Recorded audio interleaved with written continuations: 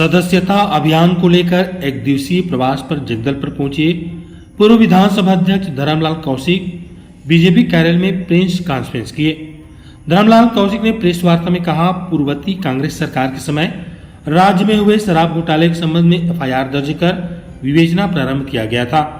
FIR के अनुसार आबकारी विभाग की मुख्य जिम्मेदारियां शराब की आपूर्ति को विनियमित करना, जली शराब को त्रासदियों को रोकने के लिए उपयोगकर्ताओं को गुणवत्तापूर्ण शराब सुनिश्चित करना और राज्य के लिए राजस्व अर्जित करना है। लेकिन अनवर ढेबर और अनिल टूटेजा के नेतृत्व वाले आपराधिक सिंडिकेट ने इन उद्देश्यों पर पानी फेरकर रख दिया। उन्होंने शराब नीति को अपनी सनक और पसंद के अनुसार व्यवस्थित रूप से बदल दिया और अपने लिए अधिकतम व्यक्तिगत लाभ उठाया। प्रदेश की जनता के संसाधनों को लूटकर 10 जनपद का एटीएम बन जाने की सजा कांग्रेस को अवश्य मिलेगी। कोई भी हथकंडा कांग्रेसी अपराधियों को बचा नहीं सकती। लाख अराजकता फैला ले कांग्रेस, किंतु कानून के हाथ इनके शिकंजे तक जरूर पहुंचेंगे। जनता को न्याय दिलाने, उनके संसाधनों को लूटने वाले को जेल के सलाखों के पीछे पहुंचने से जॉर्ज सोरोस या राहुल गांधी समेत दुनिया का कोई भी ताकत नहीं रोक सकता। कल कांग्रेस के द्वारा एक जांच एजेंसी के खिलाफ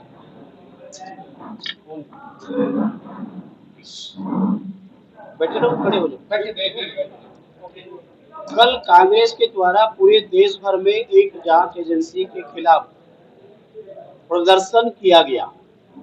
इसके साथ में एसीबी, ईओडब्ल्यू उनके जो जांच को प्रभावित करने के लिए समय समय पर इस प्रकार के आरोप कांग्रेसियों के द्वारा लगातार लगाया जाता है। माननीय उच्च न्यायालय में 13 याचिकाएं दाखिल की गई थी और दाखिल करने के बाद में विभिन्न तर्क उनके द्वारा प्रस्तुत किया गया। लेकिन हम लोग पहले भी विधानसभा में भी इस बात को उठा रहे थे, सदन से लेकर के सड़क तक की हम लोगों ने लड़ाई लड़ी कि पूर्ववर्ती कांग्रेस सरकार के द्वारा जिस प्रकार से छत्तीसगढ़ के संसाधन को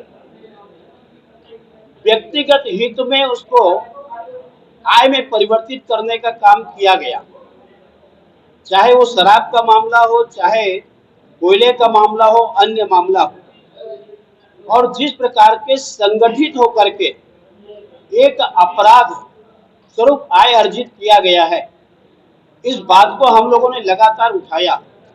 इस बात को लेकर के उनके द्वारा माननीय उच्च न्यायालय में 13 याचिकाएं लगाई गई। अभी माननीय उच्च न्यायालय का जो निर्णय आया, उस निर्णय में उन्होंने कंडिकावार उसमें विस्तृत रूप से निर्णय दिया। सारी याचिकाएं उनकी खारिज हो गई और एक प्रकार से जो बार बार ईडी के ऊपर में, एसीबी के ऊपर में, ईओडब्ल्यू के ऊपर में जो आरोप लगाए जा रहे थे, ये कोर्ट के निर्णय से ये तथ्य सामने आ गए कि उनके द्वारा करप्शन किया गया, भ्रष्टाचार किया गया, जो राजस्व है प्रदेश का उसको हानि पहुंचाने का काम किया गया है और प्रदेश के राजस्व को स्वयं में बदलने का काम किया गया है। कंडिका वाइज उसमें जो निर्णय आया है, उस निर्णय को लेकर के आज हम उनका स्वागत करते हैं और यहाँ पर मैं उसको प्रेस वार्ता में रखने का प्रयास किया गया कि कांग्रेस के पूर्ववर्ती सरकार केवल एक ही काम की, प्रदेश में लोगों ने उनको जो जनादेश दिया, उस जनादेश का इस प्रदेश के लोगों के हित में काम होना चाहिए, जो विकास होना चाहिए, उसके बजाय उन्होंने इस प्रदेश के संसाधन को लूटने और खसोटने का काम किया गया है। हमने जो आरोप लगाया है उसकी पुष्टि हुई है और माननीय उच्च न्यायालय ने इस बात की पुष्टि की है कि पूर्ववर्ती कांग्रेस सरकार के द्वारा और जो लोग लगाए गए थे उनका नाम उसमें सारे लोगों का आया है और नाम सहित उसमें दिया गया है।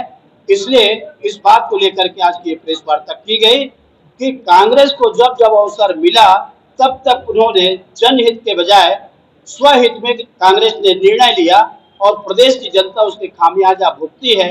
निश्चित रूप से इसमें बड़ी जांच और होनी चाहिए और दूध का दूध, पानी का पानी होना चाहिए। इस बात का निर्णय आ गया है। अब मैं समझता हूँ कि सारी बातों की पुष्टि हो गई है और कांग्रेस को इस बात की अब अंदाजा भी हो गई है कि हम जो आरोप लगा रहे हैं जनता को दिग्भ्रमित करने का काम लगा रहे हैं, उस आरोप लगा करके कांग्रेस नहीं बच सकती। हम तो यही कहना चाहेंगे, उनको अपराध कबूल कर लेना चाहिए, कोर्ट के ऊपर भरोसा करना चाहिए और न्याय हित में जो भी हो उसको स्वीकार करना चाहिए। किसी भी जनता के द्वारा जब सरकार बनाई जाती है तो जनता के हित के लिए बनाई जाती है, इस प्रदेश के लोगों के हित के लिए बनाई जाती है, लेकिन स्वयं के उसको संसाधन को उपयोग करने के लिए नहीं बनाई जाती। इसलिए कांग्रेस ने जो किया है, जनता ने उसको हटाया है और हटाने के बाद भी जिस प्रकार से संलिप्तता उनकी रही है, ये दूध का दूध और पानी का पानी हो गया।